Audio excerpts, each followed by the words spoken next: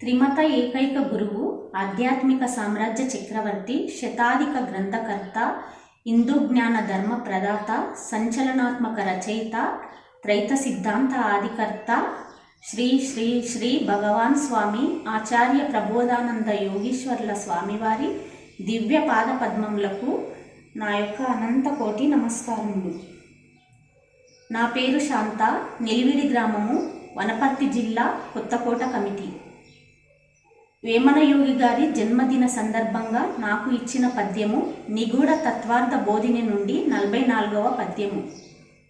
తొర్రిమానులోని తోరట జీవుల నిల్ల, ముల్లలేక జంపు ముదముతోడ, నగ్నిలేని మంట యది ఏమి చోద్యమో, విశ్వదాభిరామ వినురవేమ. భావము: నవరంధ్ర శరీరము గల జీవులందరినీ కర్మ తన ఆధీనం నందు ఉంచుకొని పాపపుణ్యముల నెడి క్రమము చేత కష్టసుఖములను అనుభవింపజేయుచుండును. కర్మ కంటికి కనిపించకనే శరీరాంతర్గతంలోనే ఉండి గుణములచే ప్రేరేపించి చిత్తముచే పనులను నిర్ణయించి కార్యములను చేయించుచుండును. చేయుచుండు కార్యములలోని కష్టసుఖముల అనుభూతులను జీవుడు అనుభవించుచున్నాడు. ఈ విధానమంతయు జీవునకు తెలియకనే ఒక పద్ధతి ప్రకారము జరుగుచుండును. అందువలన కష్టసుఖములకు తామే కారణమని మానవులందరూ అనుకొనుచున్నారు.